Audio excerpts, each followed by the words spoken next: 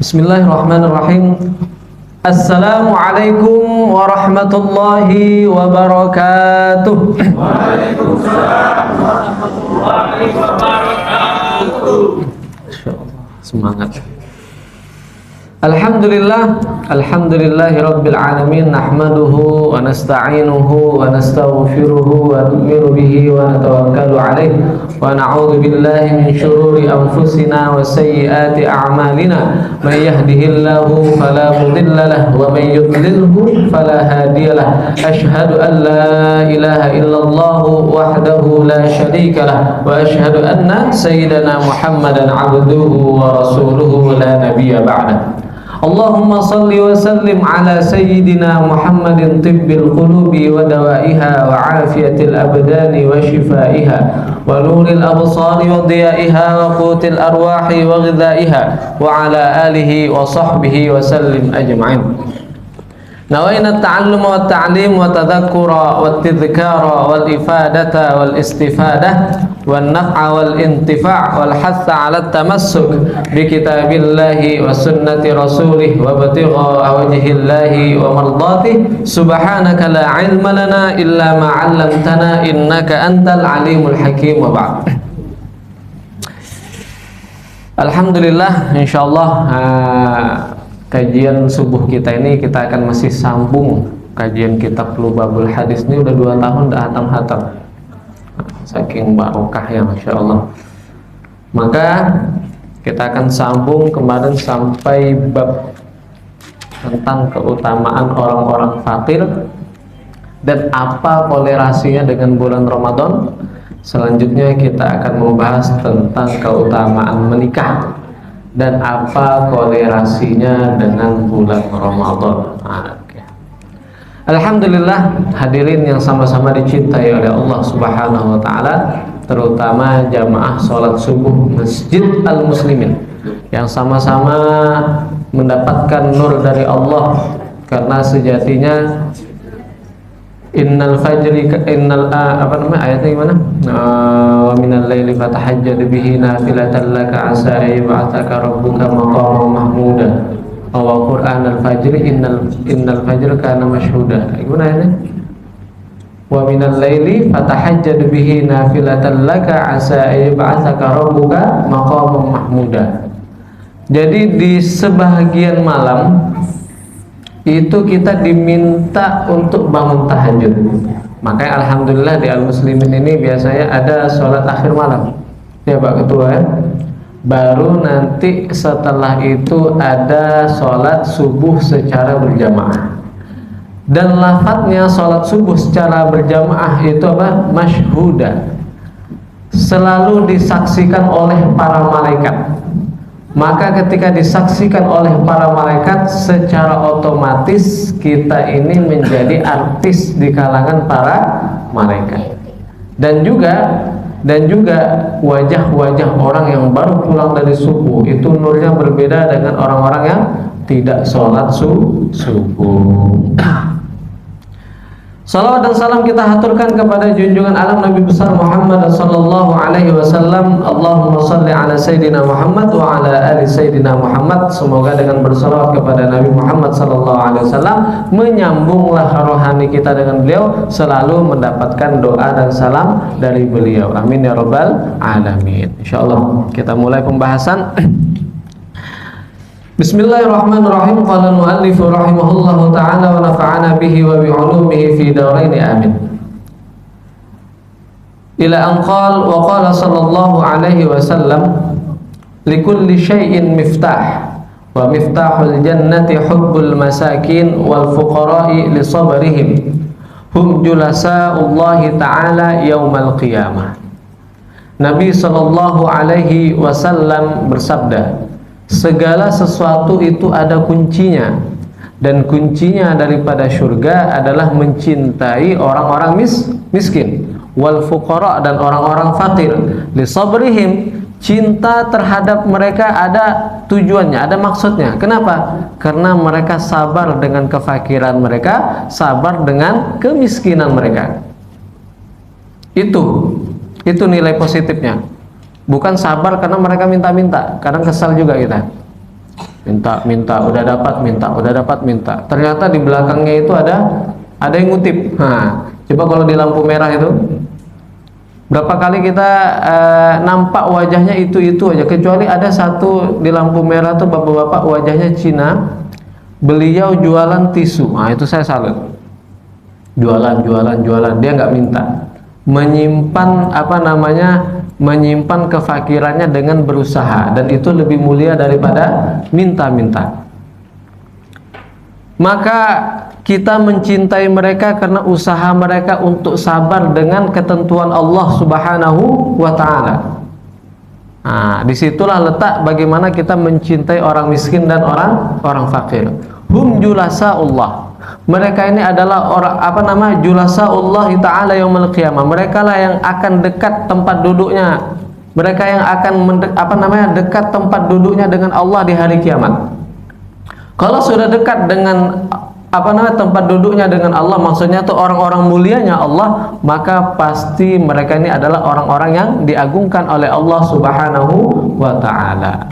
Contoh misalnya nih, kalau datang rombongan KBRI atau enggak datang Pak Prabowo ke Masjid Al-Muslimin, maka orang-orang yang di sekitarannya Pak Prabowo itu adalah para kabinet, menteri, seskap, mayor Teddy dan lain sebagainya. Nah, mereka ini dinamakan julasa, orang-orang yang dekat duduk dengan Pak Prabowo. Nah, itulah. Sedangkan orang fakir, orang miskin, nanti di hari kiamat mereka akan dekat dengan Allah Subhanahu wa ta'ala. Betul-betul mulia. Dan perlu diingat, kunci surga banyak. Salah satunya adalah dengan mencintai mereka. Nah, itu bisa kita rasakan salah satunya dengan kita berpuasa di bulan Ramadan. Bagaimana kita merasakan lapar kita, ya? Ternyata seperti ini toh orang yang nggak makan sehari 2 hari.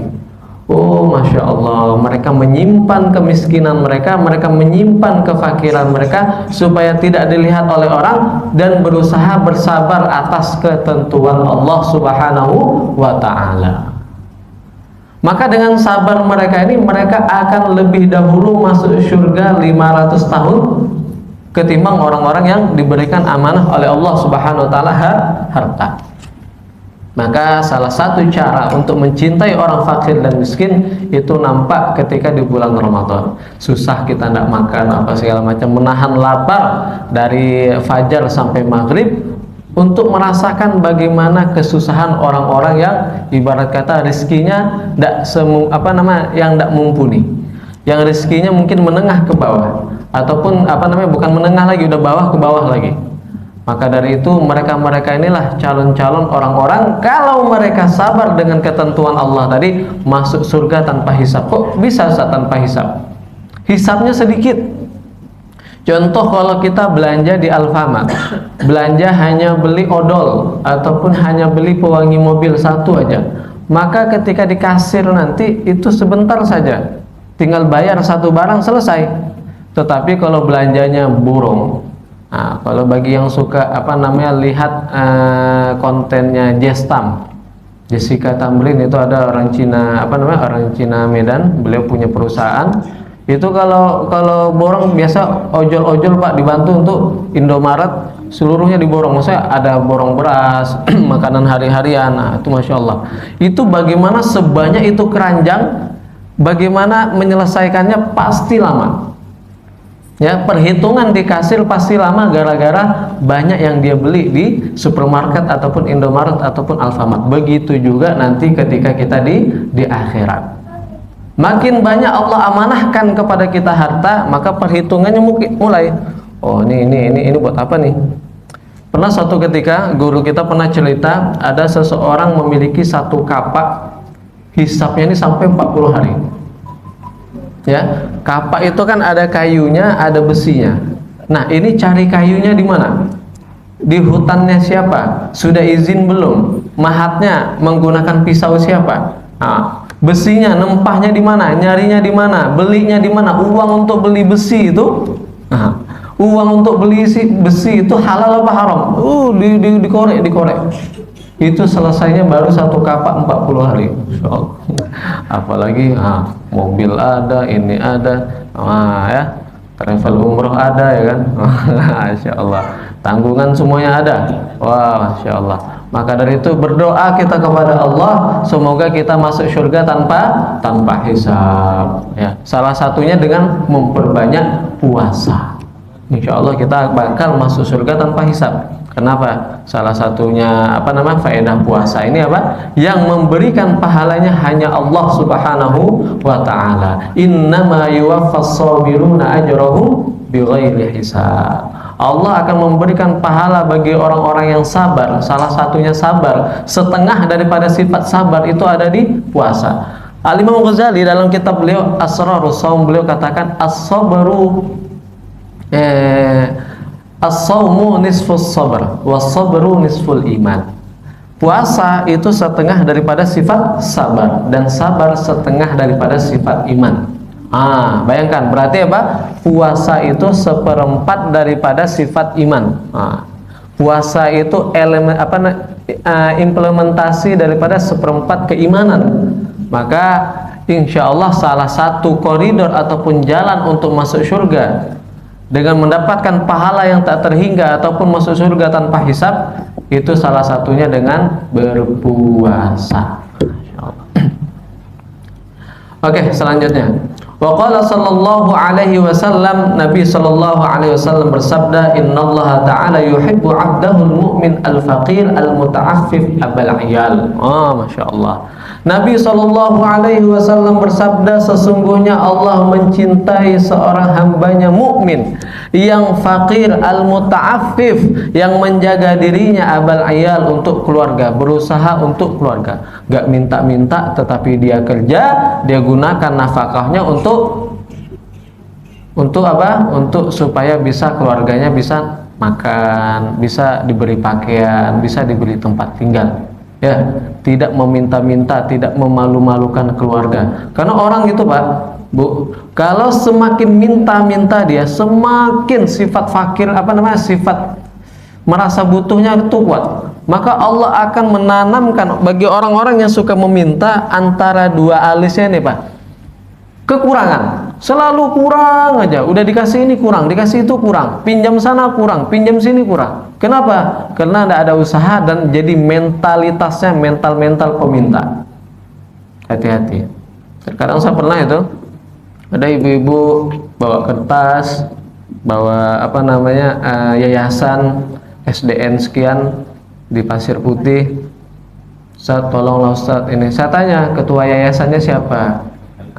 Nah ini Ustaz, loh ini mana rekening yayasannya mana? Ternyata pakai rekening yayasan pribadi, dan itu nggak bosan-bosannya setiap bulan 2 kali kalau nggak salah, keliling dari Melur, Panam, Ujung, entah duitnya larinya kemana ya, entah buat dapurnya sendiri kita nggak tahu, kita sangka baik mungkin buat yayasan, tetapi sifat meminta-minta ini ujung-ujungnya ujung-ujungnya nggak pernah dia merasa bosan untuk meminta, kurang aja. Tetapi kalau orang bisa menjaga dirinya, sabar dengan ketentuan Allah, ini calon-calon orang-orang kaya.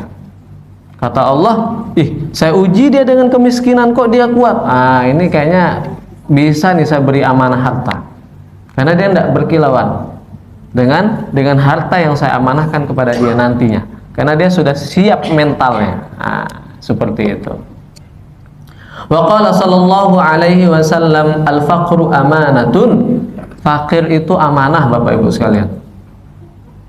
Orang yang diberikan kefakiran itu amanah. Faman katamahu kana ibadah. Barang siapa yang menyimpan daripada kefakirannya, maka itu adalah ibadah.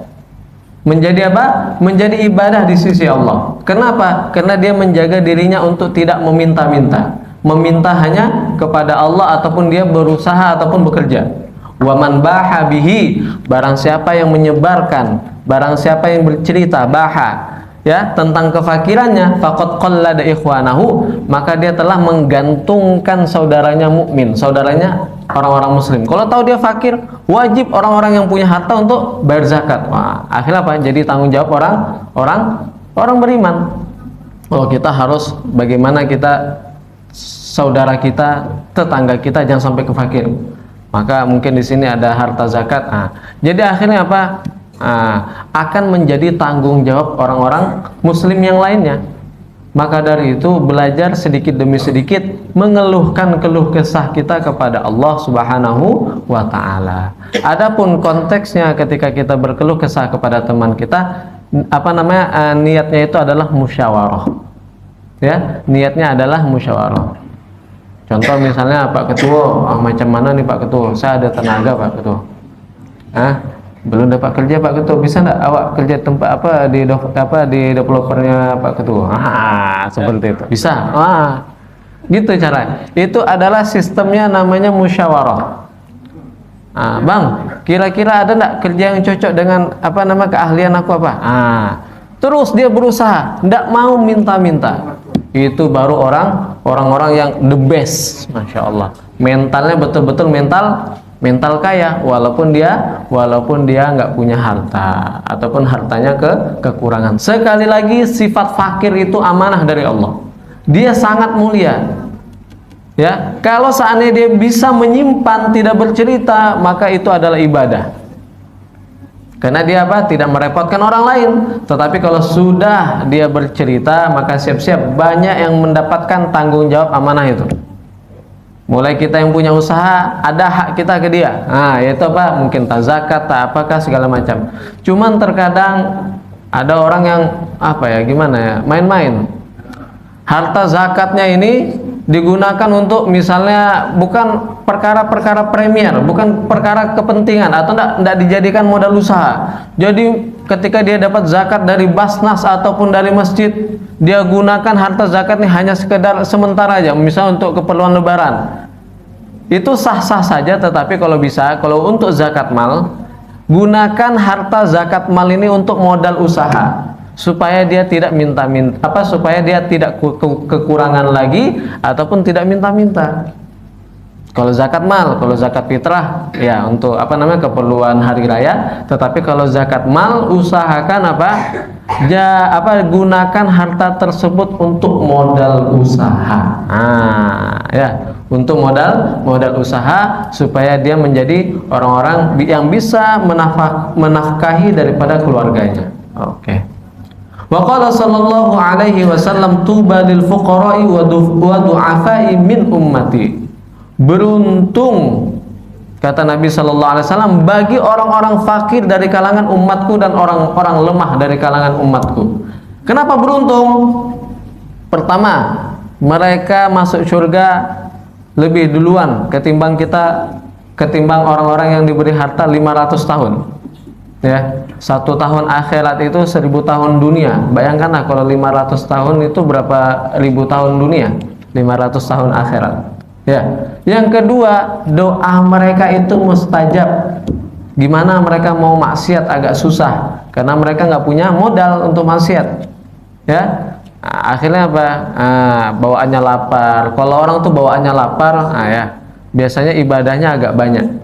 Ya. Laparnya maksudnya nggak lapar berlebihan, lapar ya sekiranya nggak terlalu mengenyangkan perut, sesuai makan itu sesuai porsi, sehingga ketika ibadah tuh nggak ngantuk, nggak segala macem. Maka orang-orang seperti ini ibadahnya lempeng. Itu untuk orang-orang fakir. Maka pertama, mereka doanya mustajab. Yang kedua, mereka masuk surganya masuk surganya lebih dahulu 500 tahun. Yang ketiga, ibadahnya lempeng, ibadahnya mudah untuk orang-orang lapar. Makanya nggak heran ketika di bulan Ramadan kita ini ibadah enak. Kenapa?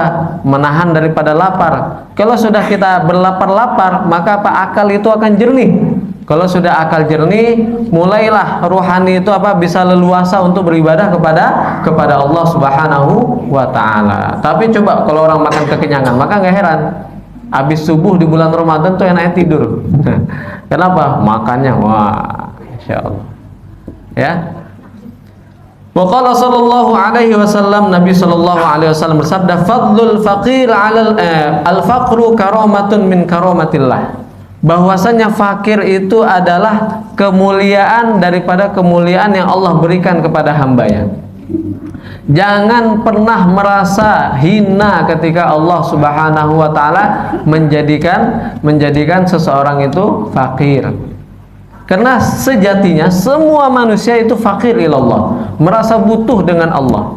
Dan ingat sekali lagi, kita ini hanya tukang parkir atau kurirnya Allah. Harta yang kita hasilkan dengan usaha kita itu hakikatnya hartanya Allah. Nanti diminta hisapnya.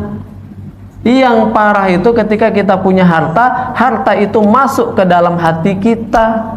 Itulah yang membuat hisapnya lama. Kenapa? Merasa memiliki sesuatu yang bukan milik dia aslinya. Mobil, rumah itu memang secara syariat milik kita, tetapi itu hakikatnya itu milik Allah yang Allah amanahkan kepada kita.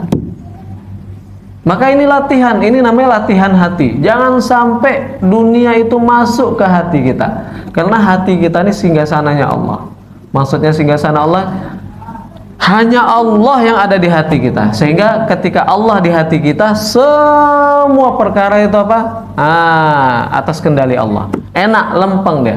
Tetapi kalau dunia sudah masuk ke dalam hati kita, kunci mobil hilang susah, motor hilang susah, Masya Allah.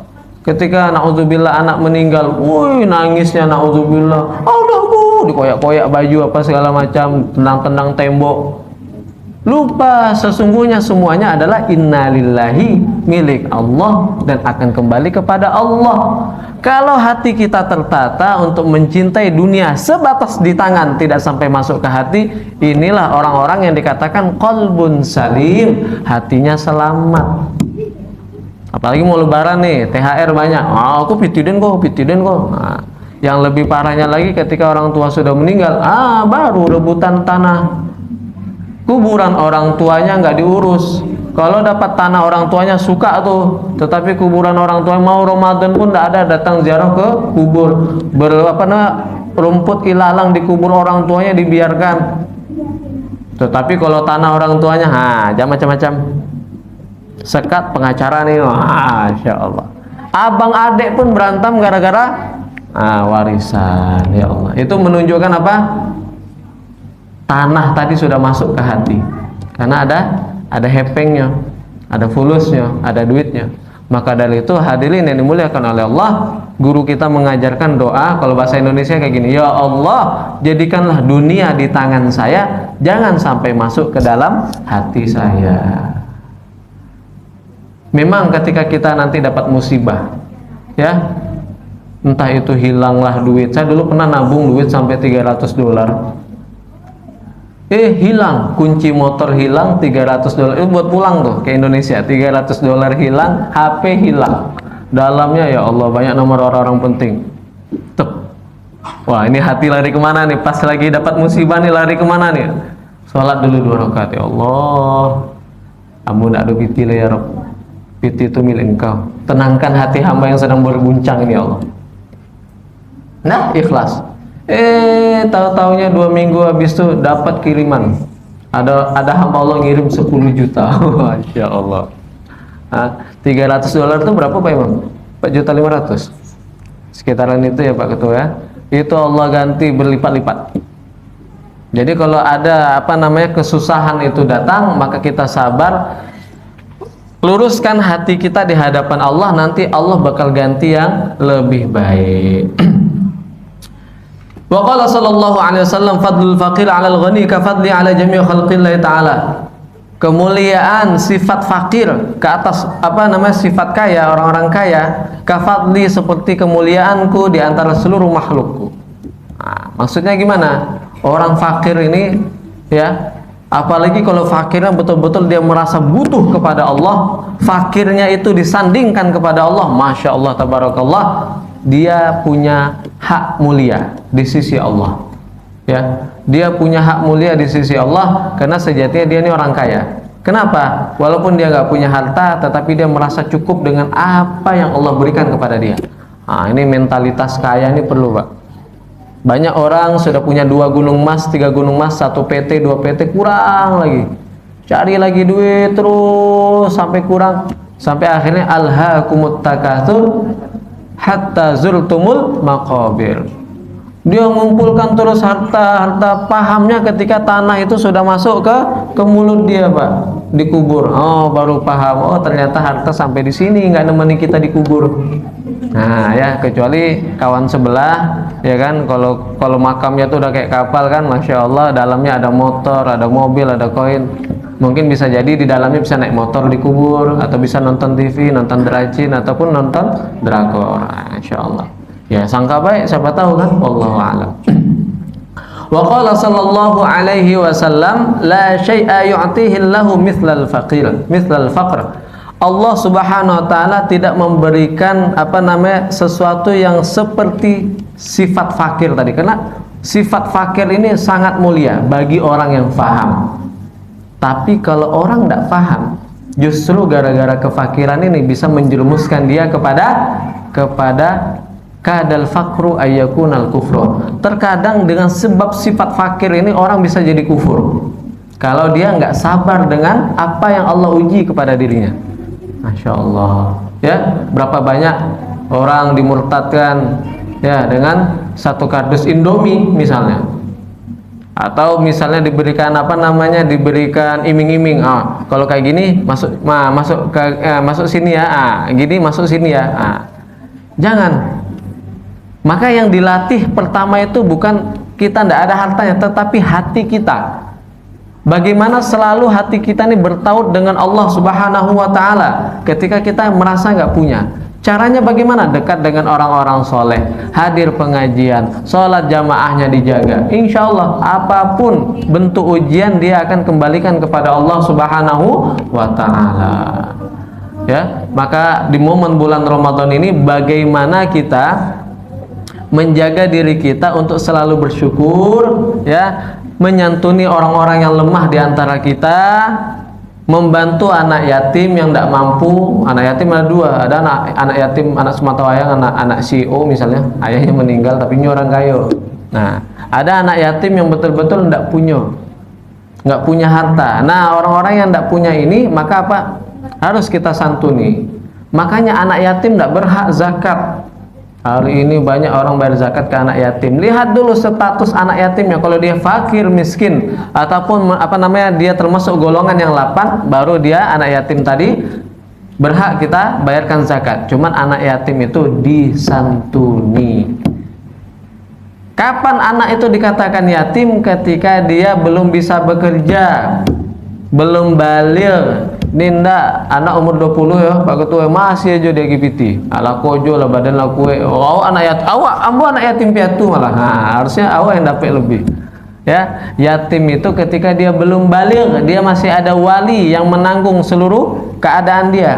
Itu baru anak yatim. Ini ndak anak yatim 18, kecuali kalau anak pondok, dia masih mondok, dia 18 19 tahun, sifatnya sedekah, bukan menyantuni anak yatim lagi. Nah, karena dia belum bisa kerja, karena dia masih di pondok umur 18 tahun misalnya, 19. Tetapi kalau udah bisa kerja, sudah tinggal di luar, sudah kuliah, bukan anak yatim lagi.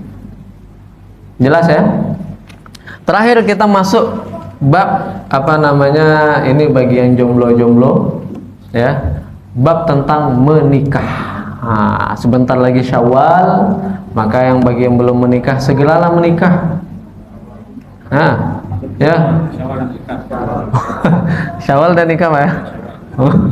Pak Syawal alam menikah, aman Pak Pak Syawaludin, Masya Allah. Ya, Syawal ini momen-momen kita untuk menikah. Yang punya calon jangan pacaran, nanti kena kapak. La ilaha illallah. Aduh anak gini ya. Jangan pacarin, nanti kena kapak kalau pacaran, bahaya.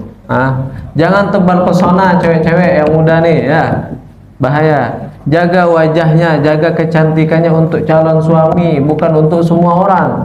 Masa jadi SCTV Pak, satu untuk semua, nggak bisa ya. SCTV jadinya. Kita bukan cewek SCTV, tapi kita cewek muslimah yang benar-benar baik. Nah ya, bukan satu untuk semua. Buah-buahan yang ada di wajah nih, dari tomat, pisang, ada cabai, segala macam tuh, jangan diobral, simpan besok buat suami, buat yang halal. Kalau enggak, kasihanlah kakak yang semalam tuh. dikapak 3 kali gara-gara salah persepsi, cowoknya introvert pula ya kan, ada. Insyaallah. Waqala Nabi sallallahu alaihi wasallam, ini bab tentang fadilah nikah. At-tazwiju barakah, menikah itu berkah. Menikah itu berkah. Ketika menikah akad terjadi ijab kabul, berguncang arsy Allah. Maksud berguncang ini apa? Perkara menikah ini azim. Sebab orang menikah nggak jadi berzina. Sempat orang berzina, ya Allah. Memang iya. Kalau kata siapa namanya Ustaz Zainuddin MZ, Allah yarhamu, yang zina Allah, yang mencuri Allah, tapi yang kena gempanya, yang kena musibahnya bukan Allah, semua orang yang di sekitar. Bukan, Masya Allah. Jadi dosa itu memang untuk tanggungannya di akhirat masing-masing. Tetapi efek dari dosa itu naik ke langit. Adanya galadungkin, adanya gempa, adanya segala macam musibah, itu semua gara-gara apa? Dosa kita. Salah satunya dosa zina. Bahaya kalau sudah zina ini merajalela. Nauzubillah summa nauzubillah. At-tazwiju barakatun, menikah itu berkah. Wal waladu rahmat. Anak itu rahmat. Anak itu salah satu manifestasi sifat rahmatnya Allah kepada hambanya. Makanya kenapa suami istri bisa bertahan lama, itu disebabkan anak. Betul nggak Pak? Ya Allah, sudah bosan misalnya, tetapi ini ada anak penyatu. Kalau nggak ada anak, ya kan? Makanya Pak, anak ini rahmat. Makanya sebelum menikah, perbaiki niat, saya menikahi dia karena Allah. Karena salah satu sifat manusia ini cepat bosan, ya, cepat bosan. Nah, cara supaya tidak bosan, si cowoknya sering-seringlah keluar rumah, ke masjid kah dia, ke kantor kah dia. Kok enggak 24 jam sama istri, aku enggak bosan. Jago lolo, mukanya sama. Nio lolo, sama juga. Baru pulang kerja, maka salah satu caranya adalah dengan berlama-lama di luar, tapi lama-lama di luar dalam kebaikan. Iko ndak tak kemana keluar. Entah itu ke masjid, entah itu ke kantor. Kenapa? Semakin lama, semakin mendatangkan rasa cinta, rindu dia. Bilola abang awak pulang, bilola abang Herman pulang saja. Masya Allah. Itu memang terkiu-kiu kan. Terkiu-kiu bulo lah bakso kan. Ya, maka dari itu biarkan ibu-ibu sekalian suaminya di luar, tetapi jelas di luarnya. Jangan ditagih, abang dari mana bang? Copek tua kok. Bertambah ubannya, aduh banyak pikiran, awak kesini gimana cara ngomong sama orang rumah ya? Abang dari mana tadi? Abang dengan siapa? Asisten abang siapa? Sekretaris abang siapa? Allahu Akbar. Tengok HP, la ilaha illallah, abi Pak. Masih umur 20 tahun uban lah beserak. Masya Allah. Pengalaman kata Bang Hendri, memang iya sih. Ya. Maka dari itu menikah ini menjaga dan menjaga. Tidak ada apa isyroknya Pak? Masih lama, tinggal 5 menit lagi. Fa'akrimu auladakum, muliakan anak-anak kalian. Hari ini kita punya anak Pak, ya Allah nggak disyukuri, na'udzubillah Pak. Banyaklah kita bersenda gurau dengan anak. Jangan fokus sama kerjanya. Digendong anak, dibawa ke pohon, jalan di atas tanah, supaya racun-racun yang ada di tubuh itu bisa hilang. Sebab apa? Disedot sama tanah. Makanya usahakan kalau buat rumah itu ada tanah khusus buat bisa kita pijak, terutama buat developer ya Pak ya. Jangan semua ditekel, susah nanti untuk menyedot racun yang ada di dalam tubuh. Depan tuh sediakan satu tanah buat kita mijak, biar apa? Racun kita disedot sama rumput. Dan kita kalau ada pohon, alhamdulillah pegang itu pohon, klorofilnya itu apa? Membantu ion-ion positif dan negatif masuk ke dalam tubuh kita. Fa inna karamatul aulad ibadah. Karena sesungguhnya memuliakan anak itu ibadah. Asik kerja, nggak pernah nengok anak, akhirnya Pak, anak tuh sama kita jauh Pak. Anak nggak mau terbuka dengan kita, gara-gara apa?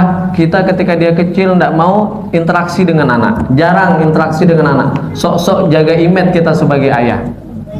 Caranya gimana? Peluk anak itu Pak, apalagi anak cewek. Masya Allah, ya Bang itu dia. Awak 2 anak cewek memang beda rasanya. Ayah, Masya Allah. peluk anak, kita gendong, belikan susu, apa segala macam. Nah, sifat-sifat yang seperti ini akan membuat anak memiliki figur sang ayah ketika mereka sudah tua nanti.